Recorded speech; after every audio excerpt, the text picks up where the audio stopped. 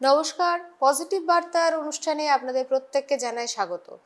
Positive বার্তার এই অনুষ্ঠানে আমরা চেষ্টা করি সমাজের বিভিন্ন দিক পজিটিভ ওয়েতে আপনাদের সামনে তুলে ধরতে। ঠিক সেরকমভাবেই আজকে আমরা একটি যে বিষয় নিয়ে আলোচনা করব তা হলো এনার্জি সেভ করা তোমরাও পারো। মানে আমাদের যারা দর্শক তারা এনার্জি যদি সেভ করে তাহলে একটি অত্যন্ত গুরুত্বপূর্ণ জিনিস বিদ্যুৎ, তা আমরা অনেকাংশে বাঁচাতে পারবো। বিদ্যুতের অপচয় বন্ধ না করতে পারলে এই তীব্র গরমে আমাদের প্রত্যেককে কিন্তু অসম্ভব কষ্ট সহ্য করতে হবে এবং তাছাড়াও অন্যান্য অনেক কাজ ব্যাহত হবে। আজ আমার সাথে স্টুডিওয়ে রয়েছেন শ্রেয়া হাজরা মহাশয়া, যিনি আইটিআই কলেজ থেকে এসছেন এবং উনি ইলেকট্রিশিয়ান ট্রেডের একজন প্রশিক্ষক। ওনার কাছ থেকে ওনার বিস্তারিত পরিচয় আমরা শুনবো। তার সাথে আজকে যে বিষয় এনার্জি সেভ করা তোমরাও পারো সেই বিষয় নিয়ে আলোচনা করব। নমস্কার। নমস্কার ম্যাডাম, আমি শ্রেয়া হাজরা। আমি শান্তিনিকেতন প্রাইভেট আইটিআই একজন ইলেকট্রিশিয়ান ট্রেডের ইনস্ট্রাক্টর। আইটিআই শান্তিনিকেতন আইটিআইতে এখন কি ভর্তি শুরু হয়ে গেছে? হ্যাঁ ম্যাম, অনেকদিন আমাদের সিট বুকিং চলছে। এখন আপাতত সিট বুকিং চলছে, এরপরে অ্যাডমিশন শুরু হবে। তো প্রত্যেকটা ট্রেডই শুরু হয়ে গেছে। অর্থাৎ যারা ইলেকট্রিশিয়ান ট্রেড নিয়ে নিজেদের কেরিয়ার গড়তে আগ্রহী তারা আপনাদের সঙ্গে বোলপুর তাতারপুর কলোনি মুলুকে যোগাযোগ করতে পারে আপনাদের ক্যাম্পাসে। সেক্ষেত্রে আপনারা আইটিআই ট্রেডে ইলেকট্রিশিয়ানের মতো আরও অন্যান্য যে ট্রেডগুলি আছে যাদের যা আগ্রহ সেখানে তারা ভর্তি হতে পারবে। আমাদের 4টে ট্রেড আছে: ইলেকট্রিশিয়ান, ফিটার, ওয়েল্ডার এবং ড্রাফটসম্যান সিভিল। তো বাকি 3টে হচ্ছে 2 বছরের কোর্স, আর ওয়েল্ডারটা হচ্ছে 1 বছরের কোর্স। তো যে ট্রেডে নিজেকে এগিয়ে নিয়ে যেতে চাইছে আমরা সেই ট্রেডেই তাদেরকে ভর্তি করে দিতে পারবো। আচ্ছা, আজকে আমরা যে বিষয় নিয়ে কথা বলছি তা হচ্ছে বিদ্যুৎ সাশ্রয়। এই যে বিদ্যুৎ সাশ্রয় একটা এত বড় বিষয়, সেটা নিয়ে সমাজের একটা বলবো সাধারণ মানুষের সচেতনতার প্রচণ্ডই অভাব। কারণ দেখা যায় যে ঘরে কেউ নেই অথচ সেখানে ফ্যান লাইট চলছে, বাড়িতে কেউ ফ্রিজ ব্যবহার করা হচ্ছে, সেই ফ্রিজে হয়তো সেরকম কোনো খাবার দাবার নেই তবু ফ্রিজ অন রয়েছে, এবং একই সাথে দেখা যায় গিজার বা আমাদের অন্যান্য যে সমস্ত জায়গায় আমাদের বিদ্যুতের ভীষণ রকম প্রয়োজন সেখানে অপব্যবহারের রেট কিন্তু অত্যন্ত বেশি। সেই বিষয় নিয়েই আমরা আজকে কথা বলবো। আমার প্রথম যে প্রশ্ন আপনার কাছে, বিদ্যুৎ বাঁচাতে হয় কেন সেটা নিয়ে যদি একটু বলেন।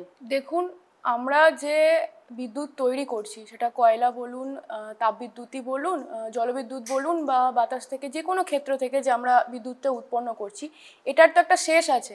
তো আমরা যদি আজকে বিদ্যুতের অপচয় করি তাহলে আলটিমেটলি তো ওই জিনিসগুলো শেষ হয়ে যাবে, তখন তো আমাদেরই নিজেদের ক্ষতি হবে। তখন তো আমরা আমাদের যে পর্যাপ্ত পরিমাণ বিদ্যুতের দরকার তখন সেটা আমরা পাবো না। তাই আমাদের বিদ্যুৎ সাশ্রয় করাটা অত্যন্ত জরুরি। এবং আমরা যদি বিদ্যুৎ সাশ্রয় না করি তাহলে বিভিন্ন দিকে আমাদের ক্ষতি। যেমন আমরা যদি ধরুন এই যে ঘরের মধ্যে আমরা নেই কিন্তু আমরা ফ্যান লাইটটা চালিয়ে দিয়ে চলে গেছি, সেই ক্ষেত্রে কি হবে? আমাদের বিল আসে, সেই বিলের পরিমাণটা অত্যন্ত পরিমাণ বেড়ে যাবে। এই দিকগুলোর জন্য আমাদের বিদ্যুৎ সাশ্রয় করা অত্যন্ত জরুরি। আমার পরবর্তী প্রশ্ন এটাই ছিল যে ঘরে কেউ না থাকলে লাইট জ্বালিয়ে রাখা এবং বিদ্যুৎ যে নষ্ট করা হয় সেই বিষয়টা কিভাবে প্রতিরোধ করা যেতে পারে?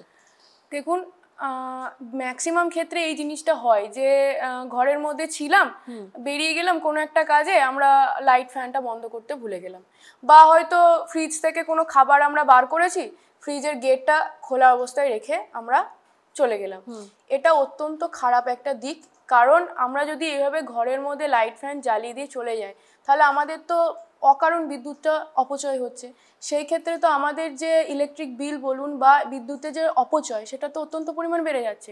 এবং ধরুন দেখুন, ফ্রিজের ক্ষেত্রে যেমন বললাম, ফ্রিজ আমাদের অনবরতই চালিয়ে রাখতে হয়, 24 ঘন্টায় আমাদের ফ্রিজ চালিয়ে রাখতে হয়, এটা দরকার। কিন্তু ফ্রিজের গেটটা যদি আমরা খুলে রেখে দিয়ে যাই সেটা তো খারাপ না। তো সেই ক্ষেত্রে এগুলো একদমই উচিত নয়। যখন আমরা ঘর থেকে বেরোবো আমাদের দেখা উচিত যে আমাদের ঘরে কোনো লাইট জ্বলছে কিনা বা ফ্যান চলছে কিনা, সেটা সঙ্গে সঙ্গে বন্ধ করে তবে ঘর থেকে বেরোনো উচিত। এই যে ফ্যান বা পাখা এটা চালালে কি অনেকটাই বেশি কারেন্টের অপচয় হয়, খরচ হয়?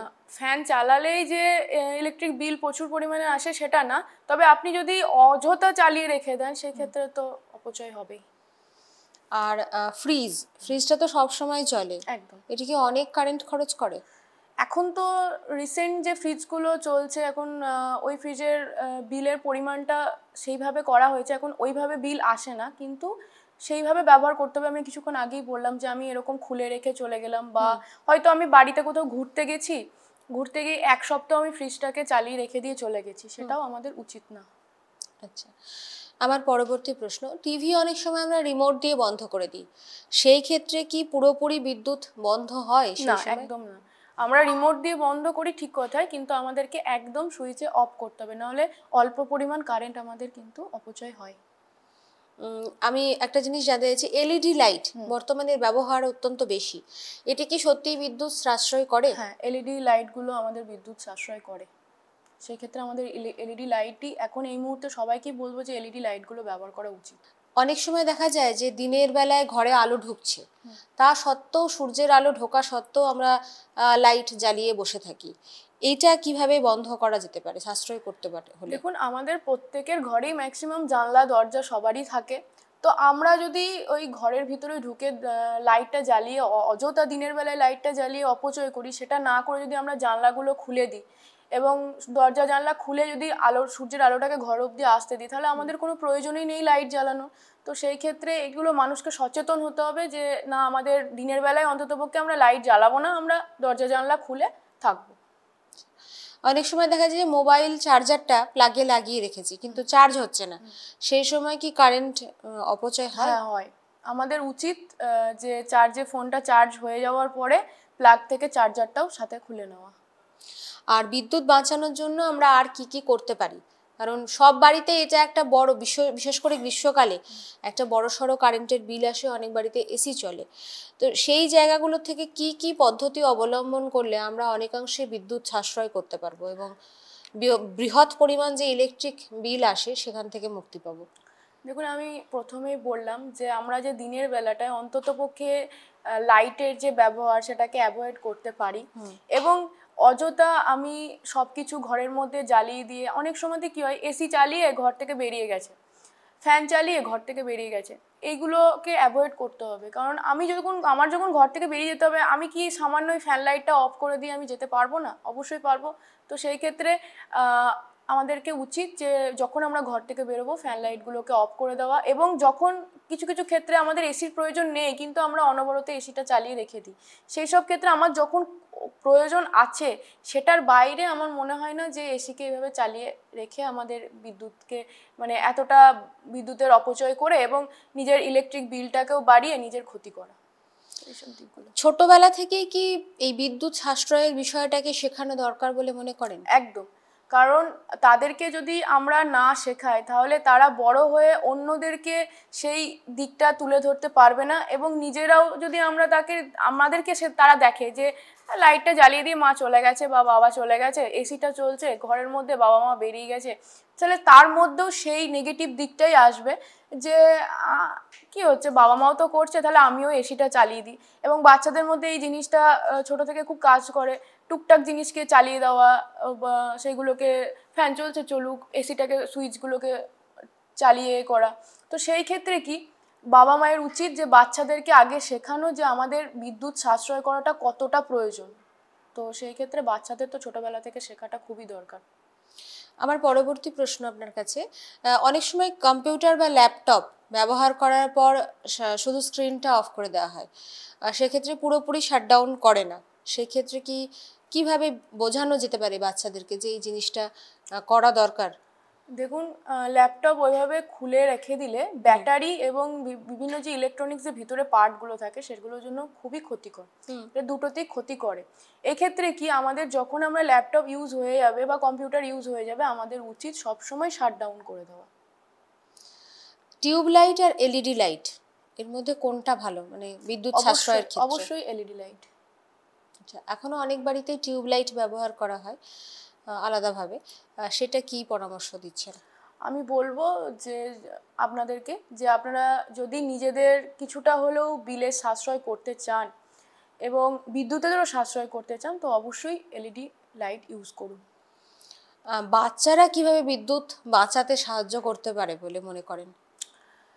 দেখুন, বাচ্চারা যদি আমাদের যে বাচ্চারাই ম্যাক্সিমাম টাইম ঘরের মধ্যে থাকে, তো সেই ক্ষেত্রে ওরা কিভাবে কতটা ব্যবহার করা উচিত, তারা খেলতে চলে গেল তার আগে লাইট ফ্যান অফ করে দেওয়া, বা তারা নিজেরা বন্ধুদের সাথে আলোচনা করা যে কিভাবে একটা বিদ্যুৎকে সাশ্রয় করা যায়, বা সেটা শিখে অন্যদের মধ্যে ছড়িয়ে দেওয়া যে কিভাবে কি বিদ্যুতে না এটা করবে না, তাতে আমাদের বিদ্যুৎ অপচয় হচ্ছে এবং আমাদের এক্ষেত্রে ইলেকট্রিক বিলের ক্ষেত্রেও প্রচুর পরিমাণে ক্ষতি হচ্ছে।